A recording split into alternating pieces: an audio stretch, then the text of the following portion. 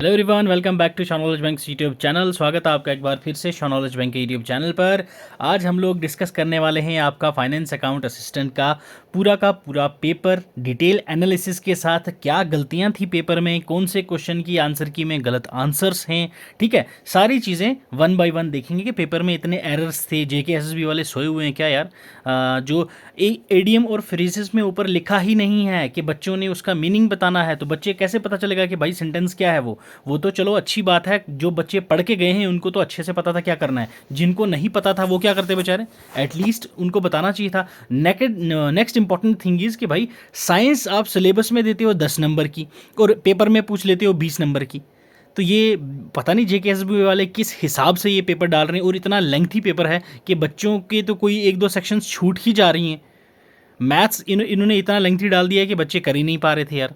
ठीक है, तो चलो अब एक एक करके सारे क्वेश्चन हम डिस्कस करेंगे। वहां पे आपको सब चीज़ें बताऊंगा, कौन से क्वेश्चन को आपने रिपोर्ट करना है, कौन सा क्वेश्चन आपके इसमें आंसर की के अकॉर्डिंग गलत दिया हुआ है और क्या है उसका करेक्ट आंसर। आओ चलो अपना स्कोर चेक कर लो। आज हम लोग डिस्कस करने वाले हैं आपका सेट ए। ठीक है, हमारा सेट ए रहने वाला है इस पेपर की। अगर आपको पीपीटी चाहिए विद आंसर की सोल्यूशन के साथ साथ मैं सॉल्व करके आपको यहाँ पे हर चीज़ बताऊंगा, तो उसके लिए भी आपको टेलीग्राम चैनल पे मिल जाएगा आंसर की इसकी। ठीक है भाई, तो स्टार्ट करते हैं हमारा पहला क्वेश्चन। देखिए भाई, साइंस का था ये आपका पहला क्वेश्चन। इनमें इन्होंने पूछा है कि इनमें से कौन सी कम्युनिकेबल डिजीज नहीं है, तो वो आपको पता है कौन सी भाई, डायबिटीज एक कम्युनिकेबल डिजीज नहीं होती। नेक्स्ट आपसे पूछा क्या गया है, एक तरफ विटामिन है दूसरी तरफ डेफिशिएंसी है, और उन्होंने पूछा है आपसे करेक्टली मैच्ड कौन सा है। तो करेक्टली आपके पास C and D, vitamin D and B1, ठीक है, रिकेट्स एंड बेरी। क्लियर है, ये आपके थे करेक्ट आंसर।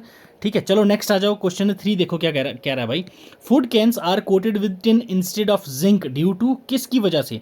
तो zinc is more reactive than tin. Okay, option B है आपका क्वेश्चन 3 का सही। ठीक है, पेपर लेके बैठ जाओ, लास्ट में स्कोर बताना मुझे कितना है, उसी के अकॉर्डिंग हम लोग एनालिसिस करेंगे, आपकी प्रिडिक्शन करेंगे आपके कट ऑफ की। क्लियर। क्वेश्चन 4 में आपसे पूछा गया था फूड चेन के अकॉर्डिंग। तो भाई साहब यहाँ पे ग्रास से वीट से मैंगो, तो ये कुछ है ही नहीं। हमने ये बहुत अच्छे से, मैंने आपको ये फूड चेन वाला टॉपिक करवाया था, सेम ऐसे ही क्वेश्चन आपको करवा रखे थे। ग्रास कौन खाता है? बकरी कौन खाता है? इंसान। तो बिल्कुल करेक्ट ऑप्शन है आपका ऑप्शन बी। क्लियर है। नेक्स्ट आपसे आपको दे रखे हैं कुछ इलेक्ट्रिकल पैरामीटर्स और उसकी मेजरिंग यूनिट दे रखी है, power, watt, current, watts, frequency, hertz. ठीक है, तो बिल्कुल सही है। गलत ये भी सही है आपका। और एम्पियर, रेजिस्टेंस, एम्पियर नहीं, रेजिस्टेंस का आपको पता ओम होता है, तो इट्स ऑप्शन बी है आपका यहाँ पे करेक्ट आंसर। क्लियर है। नेक्स्ट आपसे आपके पास अगेन पेयर्स दे रखे हैं, यहाँ पे भी आपने करेक्टली मैच करने थे आपने इनको, तो वैसे इसका ऑप्शन हो जाएगा आपका ऑप्शन सी। क्लियर है भाई। तो क्वेश्चन 7 देखो, यहाँ पे आपसे अगेन पूछा गया था फोर्स जो एक्ट करेगी लिमिटेड पीरियड ऑफ टाइम के लिए, उसको हम लोग क्या बोलते हैं? तो इम्पल्सिव फोर्स कहते हैं उसको। क्या? Impulsive force. ठीक है, अब नेक्स्ट पूछा गया है फर्स्ट साइंटिस्ट जिसने टर्म स्मोक को डिफाइन किया था, लेयर्स उसकी लेयर्स को डिफाइन करा था, तो हेनरी एंटॉइन थे। ठीक है, हेनरी एंटॉइन। क्लियर। चलो नेक्स्ट क्वेश्चन 9 देखो भाई, यहाँ पे आपको दो स्टेटमेंट्स दे रखी हैं और पूछा है आपसे कौन सी स्टेटमेंट इनमें से सही है। तो यहाँ पे आप देखोगे, अगर life on earth is possible due to green house effect, बिल्कुल सही बात है। Increase emission of green house gas is natural process, नहीं भाई साहब, ये नेचुरली नहीं हो रहा है, ये ह्यूमन मेड है, हमारी ही कुछ गलतियों की वजह से ये जो ग्रीन हाउस गैसेज हैं ये इमिट हो रही हैं, तो ऑप्शन ए है इसका करेक्ट आंसर। क्लियर है। ठीक है, नेक्स्ट ऑप्शन 10 देख लो, इसका आपका हो जाएगा आंसर सी। अब आपके पास अगला ही क्वेश्चन पूछा गया, लास्ट हमने जो जीके का मॉक टेस्ट 10 किया था, ठीक है, मॉक टेस्ट 10 में same to same ditto question, ठीक है, सेम क्वेश्चन हमने किया हुआ है। त्रिकुटा हिल्स है इसका आंसर। तो ये जिस बच्चे का पेपर मेरे पास है उसने कटरा किया हुआ है, कटरा में है ये, बट आपका त्रिकुटा हिल्स, यहाँ हिल्स पूछी गई है, प्लेस नहीं पूछा गया है डियर, जिसका भी ये पेपर है सेट ए है मेरे पास। ठीक है, चलो आ जाओ नेक्स्ट। इनने पूछा हुआ आपसे मॉडर्न हिस्ट्री का सवाल है कि इनको क्रोनोलॉजिकल ऑर्डर वाइज लगाना है, तो आपका आंसर हो जाएगा भाई क्या, that is C. Lucknow pact कब हुआ था? 1916 में। क्लियर। नेक्स्ट आपके पास ए, जलियांवाला बाग मैसेकर 1919 में। नेक्स्ट आपके पास आ जाएगा बी, डांडी मार्च 1930 में। क्विट इंडिया मूवमेंट 1942 में। ठीक है, तो ये आपका ऑप्शन बी हो जाएगा यहाँ पे correct answer. Clear. First legislator of the princely state of Jammu and Kashmir was called प्रजा सभा। ये क्वेश्चन हमने डिट्टो किया हुआ है हमारे मॉक टेस्ट में, ठीक है। जीके का जो आपका 10 वाले मॉक टेस्ट से पहले का जो मॉक टेस्ट था उसमें हम लोगों ने ये ऑलरेडी कवर कर रखा है, ठीक है। ऑलरेडी हम लोगों ने ये किया हुआ था, ऑलरेडी कवर था ये आपका। क्लियर। तो ये क्वेश्चन तो आपका गलत नहीं होना चाहिए। नेक्स्ट आपके पास यहाँ पे पूछा गया है not a tributary of Jhelum river, it's very Nag. Clear, very Nag. Jammu and Kashmir act का जो आपको क्वेश्चन पूछा गया कि यूटी क्रिएट की थी विदाउट लेजिस्लेचर कौन सी, तो वो भाई आपकी लद्दाख थी। एक जम्मू एंड कश्मीर यूटी थी और एक दूसरी लद्दाख थी, ये विद लेजिस्लेचर थी, ये विदाउट लेजिस्लेटर थी। आपका ऑप्शन डी हो जाएगा। जम्मू यूटी नहीं, कारगिल यूटी नहीं है, ये आपकी डिस्ट्रिक्ट हैं। चलिए नेक्स्ट आपसे क्वेश्चन 16 पूछा गया है भाई। ये कहाँ, वन से क्या यहाँ पे क्या हो गया ये, चलो कोई नहीं। क्वेश्चन 16 देखो आप, यहाँ पे क्या कहा गया है, Kud dance is performed, okay, Kud dance is performed to honour the gods लोक देवताज as a thanksgiving ritual. Okay जी, it is practised on festive occasion of like Eid and Ramzan days. ऐसा बिल्कुल नहीं है, ये कुद डांस जो है ये आपका अलग रिचुअल है और ईद एंड रमजान डेज वाले दिन आपकी जो ईद है वो अलग रिचुअल है, डिफरेंस है दोनों। तो स्टेटमेंट आपकी ए है यहाँ पे करेक्ट आंसर। क्लियर है, फर्स्ट वाली आपकी बिल्कुल सही है, तो सेकंड आपकी गलत है भाई। यहाँ पे आपका 17 क्वेश्चन जो था आपका, यहाँ आपसे पूछा गया था which place is known as gateway of Kashmir valley. तो आपको लेह लद्दाख और जम्मू दे रखा है ऑप्शन में, तो आपका जम्मू हो जाएगा आपका करेक्ट आंसर। ठीक है, 18 क्वेश्चन, यार पता नहीं क्या हो गया ये, ठीक है कोई बात नहीं। 19 क्वेश्चन देखो, 19 क्वेश्चन क्या बोल रहा है, what is the official language of Jammu and Kashmir. Jammu and Kashmir की ऑफिशियल लैंग्वेज आपसे पूछी गई थी, जो कि इन्होंने इस क्वेश्चन को डिसगार्ड कर दिया है। तो क्वेश्चन 19 आपका डिसगार्ड हो रखा है। क्लियर है, ठीक है। चलो नेक्स्ट आ जाओ भाई। यार ये क्या हो क्या गया ये पीपीटी में, बाकी सब तो ठीक है ना, हाँ ओके। चलो क्वेश्चन 19 हो गया, हाँ अब ठीक हो गया, हाँ अब ठीक हो गया भाई। चलो आ जाओ आ जाओ। यहाँ पे क्या जम्मू था आपका। नेक्स्ट 18 आपसे पूछा गया कौन सा पास कनेक्ट करता है आपका जम्मू एंड कश्मीर को लद्दाख से, तो वो था आपका कौन सा, जोजिला पास। ऑप्शन बी है आपका correct answer, it's Zoji La pass. Clear है। चलो नेक्स्ट आपका क्वेश्चन 19 मैंने आपको बताया अभी ये डिसगार्ड हो गया है। नेक्स्ट आपसे पूछा गया है भाई क्या, ये इन स्टेट्स को नॉर्थ टू साउथ लगाना था, नॉर्थ टू साउथ की सीक्वेंस में आपको लगाना था। हिमाचल प्रदेश सबसे नॉर्थ में है, बिल्कुल सही बात है। नेक्स्ट आप देखोगे तो एमपी आएगा, उसके बाद तेलंगाना आएगा, उसके बाद तमिलनाडु सबसे लास्ट में आएगा। क्लियर, आप अगर वैसे भी कर लेते सबसे लास्ट में बी है आपका और ए है आपका फर्स्ट पे, तो आपको आंसर आराम से इजीली मिल जाता ए एंड बी। तो ये सिर्फ और सिर्फ सी ऑप्शन में ही था, तो ऑप्शन सी है आपका करेक्ट आंसर। नेक्स्ट आपको नेशनल पार्क्स दे रखी हैं और स्टेट्स दे रखी हैं, कौन सी कहाँ पे है, तो इसका आंसर है ऑप्शन सी। क्लियर है भाई, ऑप्शन सी है इसका करेक्ट आंसर।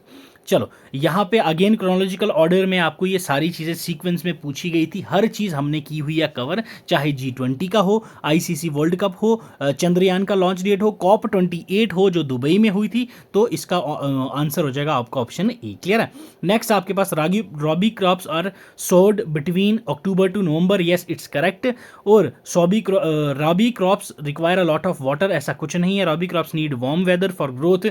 तो अक्टूबर नवंबर में कौन सा कोई वार्म वेदर होता है भाई, ऑप्शन ए है आपका करेक्ट आंसर। ठीक है, अब नेक्स्ट आपसे पूछेगा पॉपुलेशन ग्रोथ रेट का मतलब क्या है। पॉपुलेशन ग्रोथ रेट, तो difference between birth rate and death rate आपकी क्या कहलाती है, population growth rate. Option D है आपका करेक्ट आंसर। ठीक है, तो यहां से आगे मैं स्टार्ट करने से पहले आपको बता दूं भाई, आपके सिलेबस में जीके कितने नंबर की थी, 30 नंबर की, और एग्जाम में कितने नंबर की पूछी गई है आपसे, एग्जाम में सिर्फ 20 नंबर की। जनरल साइंस, ठीक है, जो आपकी,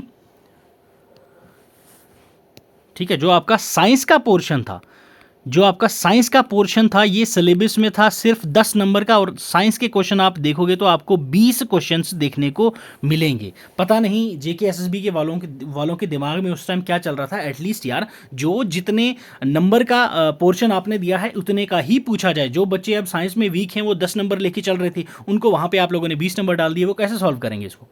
तो ये चीज़ जेके एसएसबी को थोड़ा सा ध्यान रखना चाहिए। आगे आपको इंग्लिश में 2-3 क्वेश्चन है जो मैं आपको खुद यहाँ से बताऊंगा कि इन क्वेश्चंस को तो आपने रिपोर्ट करना ही करना है। अकाउंटेंसी के कुछ क्वेश्चंस हैं जिनमें इनने आंसर की में गलत हैं, वो भी आपको मैं अभी बताने वाला हूँ, ठीक है। अब नेक्स्ट पूछा है टूरिस्ट प्लेस आपका कोलोहुई ग्लेशियर। ये हम लोगों ने परसों ही मैंने पूरे के पूरे ग्लेशियर आपको, अगर आप हमारे व्हाट्सएप चैनल पे थे तो आपको ये मैंने पहलगाम कोलोहुई ग्लेशियर जो है ये पूरा मैप डाल के नीचे सारे इंपॉर्टेंट ग्लेशियर्स बताए थे, largest glacier, second largest glacier, ये सारी चीज़ें मैंने आपको वहाँ पे करवाई थी। अगर आप नहीं हैं तो इस नंबर पे मैसेज कर दीजिए, मैं आपको अपने व्हाट्सएप चैनल का लिंक भेज दूंगा, वहाँ से आप व्हाट्सएप चैनल पे भी जुड़ जाइए, क्लियर। वहाँ पे डेली हम लोग डिस्कशन करते हैं, क्लियर। नेक्स्ट आपसे लेक्स एंड स्टेट, ये दो इंपॉर्टेंट टॉपिक्स जो आपको इसमें इस बार आपका जो पैटर्न थोड़ा सा चेंज किया है जेकेएसबी ने, स्टेटमेंट बेस्ड क्वेश्चन पूछना अब इन्होंने शुरू कर दिया है, पहले ऐसा नहीं हुआ करता था। अब दो चीज़ें इंपॉर्टेंट इनने, एक तो ये आपका जो पैटर्न था, एक तो लेक्स और स्टेट्स वाला, क्लियर, प्लस डैम्स वाला, ठीक है। Most important, clear, most important 50 topics जो मैंने सीरीज प्लेलिस्ट आप जाके देख सकते हैं जो मैंने करवाई थी, ये दोनों क्वेश्चन, एक ये है और नीचे एक डैम्स वाला है, दोनों क्वेश्चन डिट्टो सेम आए थे हमारे जो प्लेलिस्ट है वहां पे आप जाके चेकआउट कर सकते हैं। ये सारी चीजें मैंने कवर करवाई थी, क्लियर है, ठीक है। तो चलो भाई आ जाओ, लेक्स दे रखी हैं, स्टेट दे रखी हैं, तो इसका ऑप्शन आपका डी हो जाएगा करेक्ट आंसर। क्वेश्चन आप लोग ऑलरेडी एग्जाम में करके आ चुके हैं, यहाँ सिर्फ आप मैच करेंगे, क्लियर है। नेक्स्ट आपके पास पूछा गया था कि कौन सी इनमें से स्टेटमेंट करेक्ट है, तो A and B, option B है इसका correct answer. Grand old man of India GK के पोर्शन में जब मॉक टेस्ट हम कर रहे थे ये क्वेश्चन मैंने डाला था, दादा भाई नरोजी, ओके, दादा भाई नरोजी। नेक्स्ट इस क्वेश्चन की मैं बात कर रहा था भाई आपको, ठीक है, इस क्वेश्चन की मैं बात कर रहा था, ठीक। टेहरी डैम कहाँ पे है, उत्तराखंड में, तो यहीं से आपको क्वेश्चन मिल जाता D1, ठीक है, डी का 1। अब नेक्स्ट सरदार सरोवर डैम अगर पता होता आपको कहाँ पे है, तमिलनाडु में, तो यहीं से आपने काम खत्म कर देना था। दैट इज नहीं, सरदार सरोवर डैम तमिलनाडु में नहीं है भाई, इट्स इन गुजरात, ठीक है, Sardar Sarovar dam is in Gujarat, ठीक है। तो अगर आपको ये दो भी पता होते तो बाकी कोयना डैम और प्लस भवानी सागर डैम, इन दोनों का नहीं भी पता होता आपका क्वेश्चन इजीली निकल जाता, क्योंकि ए का 3 that is Sardar Sarovar dam is in Gujarat and Tehri dam is in Uttarakhand, ये तो सभी को पता होता, बस यहाँ पे आप कंफ्यूज हो जाते टेहरी डैम से, दैट्स वाई आपको ए और डी पता होता तो आपका आंसर सी इजीली निकल जाता, क्लियर है। चलो नेक्स्ट आ जाओ क्वेश्चन 30 पे। यहाँ पे आपसे बोला गया कि ये पेयर्स दे रखे हैं, नेक्स्ट आपने मैच करना है, जैसे आपका फाउंडर कौन था, डोगरा डायनेस्टी का दारुल आलम, मियाँ दीदो, ट्रीटी ऑफ लाहौर, ये किस किस ने कहाँ कहाँ क्या की थी, तो ये आपको प्लेसेस वगैरह दे रखी हैं, तो ऑप्शन डी है आपका करेक्ट आंसर। अगर आपको सिर्फ इतना ही पता होता डोगरा डायनेस्टी के फाउंडर गुलाब सिंह जी हैं, तो आपका आंसर यहाँ पे सही हो जाता।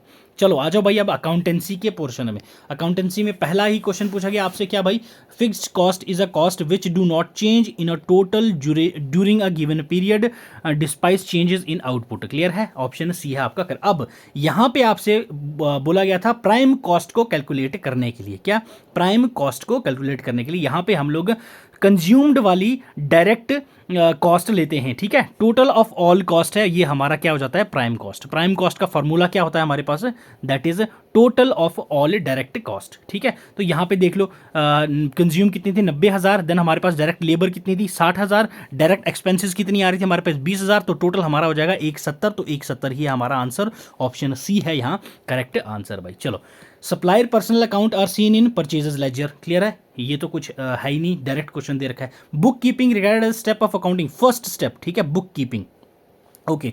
विच of the following is a correct, इनमें से करेक्ट क्या है, asset is equal to liability plus equity, ठीक है, ये सब चीज़ें मैंने आपको करवा रखी हैं भाई, ठीक है। अब नेक्स्ट इन्होंने पूछा हुआ है human exclusion of human resource in balance sheet में क्या सुजेस्ट करता है यहाँ पे, तो ये आपका money measurement concept, money measurement concept, clear है। अब यहाँ पे अकाउंटेंट को क्या ध्यान में रखना होता है प्रोसीजर वाउचर बनाते वक्त, तो ये सारी की सारी चीज़ें, ऑप्शन डी है आपका करेक्ट आंसर, क्लियर है, ठीक है। नेक्स्ट क्वेश्चन दे रखा है आपको, विच of the following business document is a proof of payment for business transaction, तो रिसिप्ट, क्लियर, क्या होता है रिसिप्ट। नेक्स्ट क्वेश्चन 2 देख लो भाई, यहाँ पे आंसर की में अकॉर्डिंग टू मी गलत हैं, बाकी आप लोग बताओ कि मेरे अकॉर्डिंग सही हूं मैं या नहीं हूं। नेक्स्ट देखो, इन बैंक स्टेटमेंट, आपके बैंक स्टेटमेंट में कैश डिपॉजिट जो है वो शोन क्या होगा, शोन एज अ क्रेडिट होता है ना, जब आप पैसे डालते हो। मैंने आपको चीज़ क्या बोली थी, बैंक में और अकाउंटिंग में डिफरेंस होता है, सेम नहीं होता। बैंक में आप जब डिपॉजिट करते हो, ठीक है, तो क्या करते हो, डिपॉजिट करते हो तो क्या होता है, क्रेडिट होता है, क्लियर। बैंक से आप जब विदड्रॉ करते हो, ठीक है, विदड्रॉ करते हो तो क्या होता है आपके पास, डेबिट होता है। ये आपने रूल मैंने आपको बताया था, याद है? अगर आपको याद होगा तो ये मैंने आपको statement same it is as it is आपको वहाँ पे करवाई थी। तो ये था इसका जनरल टर्म, तो इसका ऑप्शन बी होना चाहिए था, जबकि इन्होंने डेबिट दे दिया है। डेबिट आपका अकाउंटिंग में होता है, जब आप डिपॉजिट करते हैं तो डेबिट साइड जाता है, जब आप निकालते हैं तो क्रेडिट साइड जाता है। ये अकाउंटिंग में पूछा है, यहाँ पे आपसे बैंक का पूछा गया है ना, तो बैंक की स्टेटमेंट तो क्रेडिट होगा, है कि नहीं? तो आपका आंसर बी होना है करेक्ट, यहाँ पे इन्होंने ए दे रखा है। क्लियर है? चलो आ जाओ नेक्स्ट क्वेश्चन पे, डिपॉजिट इन ट्रांजिट। अब देखो भाई, बैंक रिकॉन्सिलिएशन स्टेटमेंट में पूछा गया डिपॉजिट इन ट्रांजिट, मतलब कि कैश बुक बैलेंस में ऐड हो गया है, बैंक में ऐड होना अभी बाकी है, तो एडेड टू बैंक बैलेंस तो होगा ही नहीं ना यार। तो आंसर की में आपका ये दे रखा है, होना चाहिए था आपको option D, added to cash back balance. Clear है? तो ये दो क्वेश्चन में थोड़ा सा गड़बड़ किया है इन्होंने। क्लियर। नेक्स्ट आप क्वेश्चन देखिए, what type of checks is that which is issued by a firm but not yet presented to the bank, the outstanding check बोलते हैं उसको, ठीक है? ये हमने अच्छे से किया था।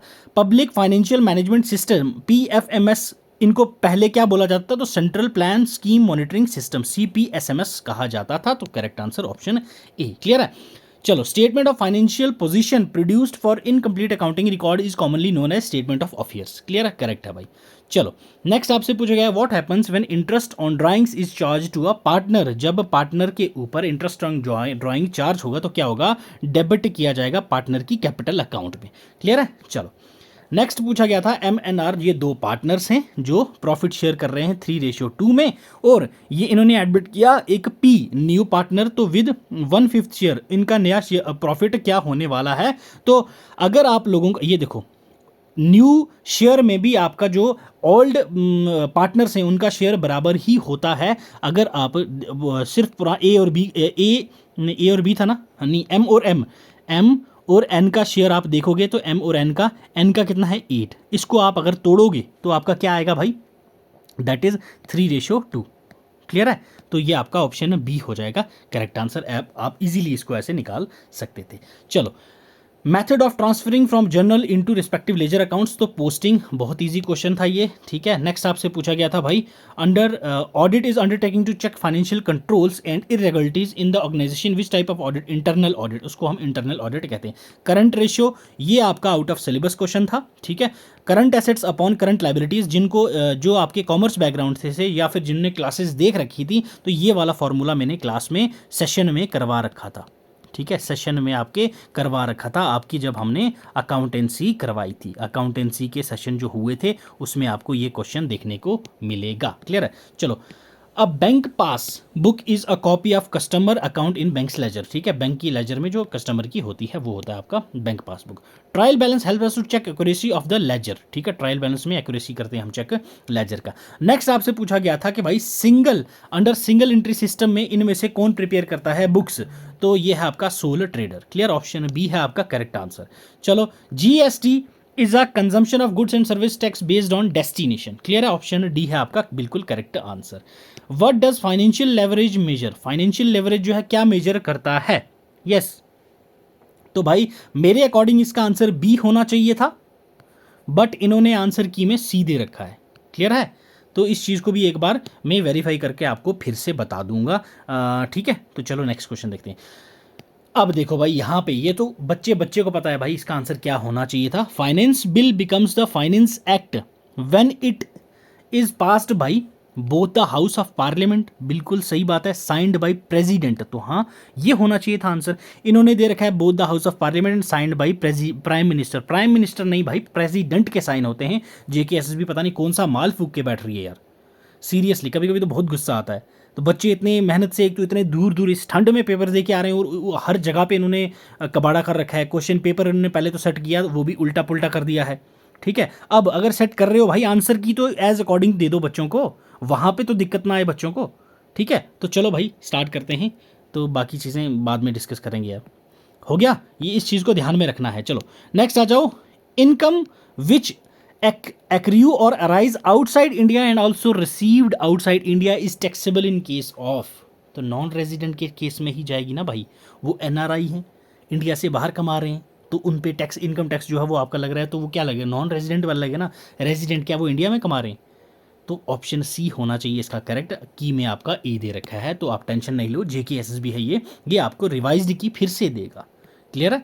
चलो आ जाओ भाई, क्वेश्चन 56 इन्होंने पूछा है, which of the following is or are included in definition of goods as defined under section 2 sub 52 of the CGST act of 2017। तो ये बॉन्ड्स होना चाहिए आंसर आपका। क्लियर, क्या होना चाहिए, बॉन्ड्स होना चाहिए, बट की में आपकी दे रखा है एक्शनेबल क्लेम। क्लियर है। चलो, amount payable at the time of closure of opening, ठीक है, out national pension scheme refer to section 80 CCD shall be exempted to the extent of total amount payable. Yes, तो ये 100% होना चाहिए। Clear, 100% होना चाहिए, बट JKSSB वाले महान, फिर क्या बोलूँ इनको मैं, इन्होंने ऑप्शन सी दे रखा है आपकी आंसर की में, तो आपका ऑप्शन बी होना चाहिए करेक्ट। तो ये भी आपका आंसर की रिवाइज होके आएगी, तो फिर से आपका बी हो जाएगा। जिसने बी किया है वो अपना करेक्ट ऑप्शन बी कर लें। क्लियर। नेक्स्ट आपसे पूछा गया है, goodwill of a firm X and Y is valued at 30,000, it is preparing the books at ₹12,000, Z is admitted 1/4 share, what is suppose to bring for goodwill. तो उन्होंने 1/4 ही आ रहा है, तो आपका 30,000 का 1/4 कर लो, कितना आएगा भाई आपका, तो ये आएगा 7500। ठीक है, 7500 आपका ऑप्शन है यहाँ करेक्ट। 4500 आपका नहीं आने वाला भाई, तो आपको ऑप्शन सी होना चाहिए यहाँ करेक्ट। की में आपको ऑप्शन बी दे रखा है। चलो नेक्स्ट आप देखो भाई, स्टेटमेंट बेस्ड असर्शन और रीजन आपको दे रखा है। पहले आपसे पूछा गया है, if the interest is payable outside India tax must be deducted at source. Clear है जी, ठीक है, बिल्कुल सही बात बोली इन्होंने। If the tax has not been deducted at source, ठीक है, चलो जी, नहीं हो रखा है deduct. Amount paid as interest will not be allowed as a deduction is computing business income. ऐसा कुछ नहीं है भाई, अगर नहीं हो रहा है तो आप इंटरेस्ट अलाउ करोगे, क्यों नहीं करोगे। तो जो आपका ये दोनों के दोनों सही हैं, बट ऑप्शन ए का नहीं है करेक्ट एक्सप्लेनेशन। रीज़न जो है आपकी एक्सप्लेनेशन की नहीं सही है, तो ये आपका आंसर होना चाहिए। ठीक है, बट यहाँ पे दोनों को ही सही बता रखा है आपके JKSSB ने। ठीक है, तो अकॉर्डिंग टू आंसर की आपका ए है आंसर, बट सही देखा जाए तो ऑप्शन बी होना चाहिए इसका करेक्ट आंसर। तो अगेन ये JKSSB है, तो करेक्ट करवा देंगे। क्लियर, आप टेंशन नहीं लें।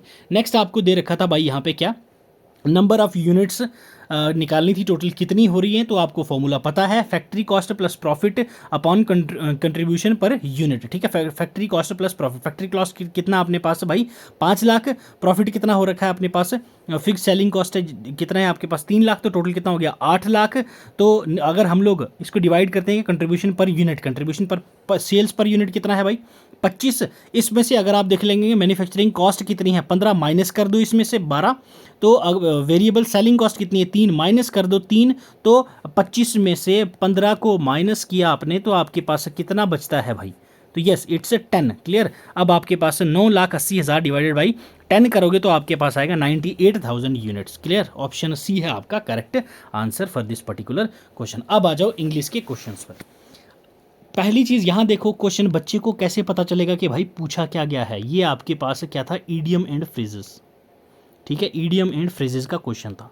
अब बच्चे को क्या पता भाई क्या करना है, एटलीस्ट भाई ऊपर लिख ही दो, ईडियम एंड फ्रेजेस का क्वेश्चन है ये, तो बच्चे करें। तो स्नेक इन द ग्रास मतलब कि अनरिकग्नाइजेबल डेंजर। ठीक है, जो आपका कोई दुश्मन हो, आपका अपना बन के जो आपका दुश्मन बने। क्लियर, साइनोनिम ऑफ एडमोनिश ये हमने कर रखा था, अगर आप लोग मेरे इंग्लिश की चेक करोगे तो वहाँ आपको दिख लेगा थ्रेटन मतलब धमकी। ठीक है, एडमोनिश होता है धमकी, तो थ्रेटन आपका साइनोनिम पूछा था। एंटोनियम आपका पूछा गया है एगोनी।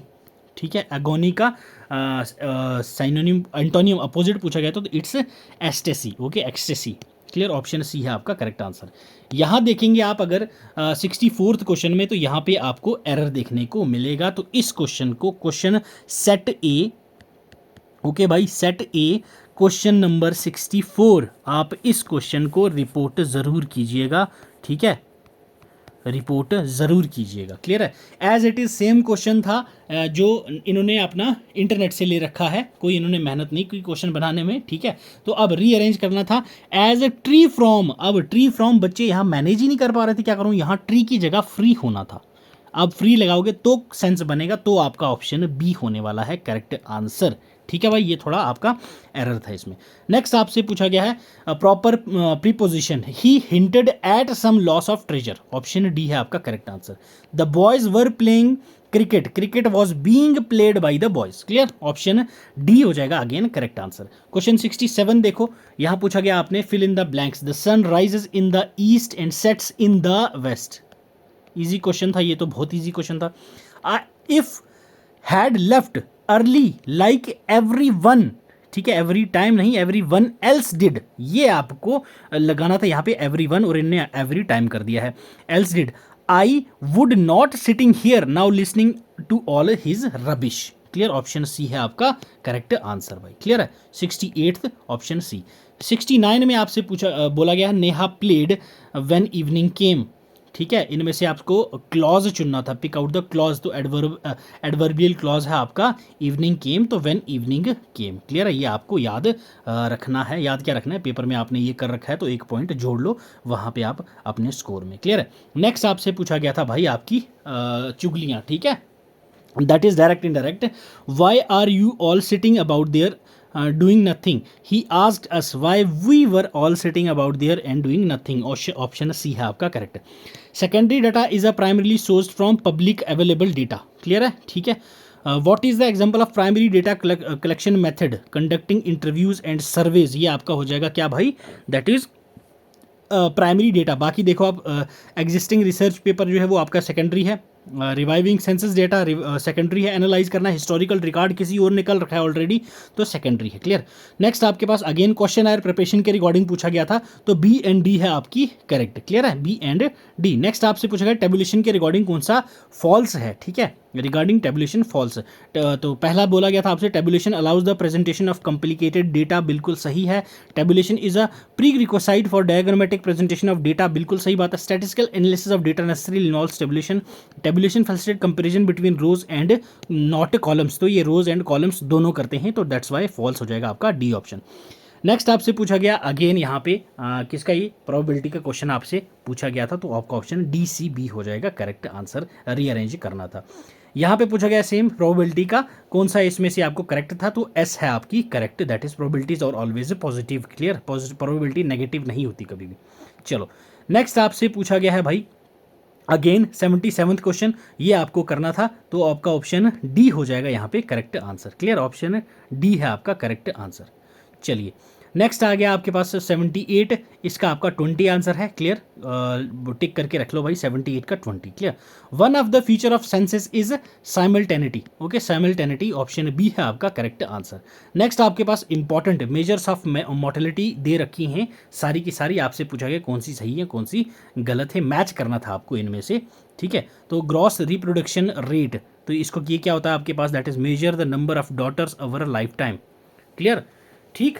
तो ये आपके पास पूछा गया था कौन सी इनमें से करेक्टली मैच्ड हैं, ठीक है, ऑप्शन ए हो जाएगा आपके 80 का क्वेश्चन। 81 ये अब आ गया मैथ्स का पोर्शन आपका, क्लियर है, मैथ्स का पोर्शन है, तो मैथ्स थोड़ा सा लेंथी था, यस आई एग्री। कुछ क्वेश्चंस तो ऐसे थे जो बच्चे को काफ़ी ज़्यादा टाइम कंज्यूमिंग थे, तो उस टाइम पे मैं इंसिस्ट करता बच्चों को कि भाई मैथ्स के अगर 2-3 क्वेश्चन छोड़ सकते हो तो छोड़ देते आप, क्लियर है। जिनने छोड़ दिया वेल एंड गुड, जिनने अच्छे से कर लिया तो उनके लिए तो बहुत अच्छी बात थी। 81 का ऑप्शन हो जाएगा सी, ठीक है। मैथ्स का अलग से मैं आपको सॉल्व करके वीडियो एक डाल दूंगा, यहाँ पे अगर सभी क्वेश्चन सॉल्व करने बैठ गया तो थोड़ा लेंथी हो जाएगी वीडियो। 82 का आपका हो जाएगा ऑप्शन बी, ठीक है। 83 आपका ऑप्शन सी हो जाएगा। 84 में आपका ऑप्शन डी है करेक्ट, क्लियर है। 85 आपका ऑप्शन ए हो जाएगा करेक्ट आंसर। 86 में आपका ऑप्शन डी हो जाएगा करेक्ट आंसर, क्लियर है। 87 देखोगे तो आपका ऑप्शन ए हो जाएगा करेक्ट आंसर। 88 आपका सी हो जाएगा करेक्ट आंसर। 89 में आपका ऑप्शन डी है करेक्ट आंसर, और 90 की बात करेंगे तो ऑप्शन बी है आपका करेक्ट आंसर, क्लियर। अब आ जाओ भाई इकोनॉमिक्स पे। अब इन्होंने पूछा था बिलो कौन सी स्टेटमेंट करेक्ट है, तो आपके पास ऑप्शन डी है correct answer. Economic study markets price, their main goal is to figure out why the price is what it is and how it might change, clear. Economist के ये बिल्कुल सही बात थी, ऑप्शन डी है आपकी correct answer. Next पूछा गया था मिक्स्ड इकोनॉमी क्या है, both public and private sectors are involved, clear है। अब जब मैंने इकोनॉमी का, ठीक है, इकोनॉमी के मॉक टेस्ट करवाया था तो वहाँ बच्चे बोल रहे थे सर मिक्स्ड इकोनॉमी पे इतने क्वेश्चंस क्यों डाल रहे हो आप, याद आया कुछ भाई? कमेंट्स अभी भी होंगे वीडियो पे, आप जाके देख सकते हो, ठीक है। तो ये देख लो भाई क्यों डाल रहा था, अब आपको शायद पता चल रहा होगा। क्लियर है, ऑप्शन बी है आपका करेक्ट आंसर, ठीक है। चलो आ जाओ भाई 93 पे, क्वेश्चन 93 क्वेश्चन क्या कह रहा है भाई? लॉ ऑफ डिमांड डिफाइन क्या करता है? प्राइस और क्वांटिटी ऑफ कमोडिटी की। क्लियर है, ये भी हम लोगों ने मॉक टेस्ट में क्वेश्चन कर रखा हुआ है। What is gross domestic product, GDP का आपसे पूछा गया था, क्या है ये? The monetary value of all finish goods and services made with in a country during specific period. बिल्कुल सही ऑप्शन आपका डी हो जाएगा भाई। चलो अब नेक्स्ट आपसे पूछा गया था agreement of technical barriers to trade, TBT, ये रिलेटेड किससे है? तो आपका वर्ल्ड ट्रेड ऑर्गेनाइजेशन। क्लियर है। Commercial paper, CP, unsecured money market instrument है जो इशू किया जाता है form of promissory note. Clear है। बैंक रेट आपसे पूछा गया है, ठीक है। Bank rate is the rate at which RBI extend credit to the commercial banks, ठीक है। कमर्शियल बैंक्स को जब लोन देता है कौन भाई? आपका आरबीआई, उसको बैंक भाई ये देखो one of the my favourite question, ये हमने लास्ट ही सेशन में किया था इकोनॉमी के, ठीक है। जनरल इकोनॉमिक्स के हम लोगों ने जब द बेस्ट 30 एमसीक्यूज जब देखे थे हमने, तो उस टाइम में मैंने आपको same as it is question महानोबलीज मॉडल कराया था और इसका मीनिंग भी आपको वहाँ पे मैंने बताया था। क्लियर है, जिसने वो सेशन देखा होगा तो वो अच्छे से करके आया होगा। इस फेस में हम लोगों ने किस पे? इंडस्ट्रीज पे फोकस करा था सेकंड 5 ईयर प्लान पे। क्लियर है, ऑप्शन बी है इसका correct answer. 99 which is not the one of the 4 main factors of reproduction नहीं भाई, production. Clear, production slipping of tongue हो जाता है, कोई बात नहीं। Land, labour, capital and entrepreneurship, ये 4 थे तो आपका मैन्युफैक्चरिंग नहीं होता, तो ऑप्शन सी हो जाएगा आपका करेक्ट आंसर। अब यहाँ पूछा गया है Lawrence curve represent income distribution. Lawrence curve आपका क्या रिप्रेजेंट करता है? Income distribution. अगर आप लोगों ने इकोनॉमी का जो मैंने एक मैराथन सेशन, छोटा सा ही सेशन था, टॉप 20 एमसीक्यूज थे, वो देखा होगा तो ये क्वेश्चन आपने इजीली कर लिया होगा भाई। चलो, the thrust of the rocket is in the opposite direction of the rocket. Clear है भाई। Causes of twinkling of stars shine क्यों करते हैं? Atmospheric refraction of the star light. Clear है, ऑप्शन ए है आपका करेक्ट आंसर। लाइट बल्ब किसने invent करा था? ये तो आपका भाई लो हैंगिंग फ्रूट क्वेश्चन था, तो it's option A, Thomas Edison. Bacille calmette-Guerin vaccine, popularly called BCG vaccine, is a vaccine to prevent TB, okay, tuberculosis. Clear है। चलो भाई नेक्स्ट आ जाओ भाई। Name the hardest material present in the body, that is enamel. Okay, enamel general science वाले portion में हमने ये भी कवर किया था। Which is the most malleable metal, तो इट्स गोल्ड। ओके, गोल्ड कर चलिए। What is dry ice? Solid carbon dioxide. Okay, option C है आपका करेक्ट आंसर। ये तो कुछ डायरेक्ट क्वेश्चन थे। ऑप्शन 108 ब्लीचिंग पाउडर, ठीक है, जो ये मतलब इजी वाले क्वेश्चन थे जनरल साइंस के। बट हाँ, इन्होंने ये मसला कर दिया था कि जो आपकी साइंस का पोर्शन था वो 10 नंबर का था। अब जो बच्चा साइंस में थोड़ा वीक है उसको आप लोग 10 से बढ़ा के 20 क्वेश्चन कर दोगे तो वो बेचारा कैसे करेगा यार, ठीक है। ये जेकेएस बोल थोड़ा सा घोटाला कर दिया था इस मसले में, तो जो इनको ये चीज़ नहीं करनी चाहिए थी।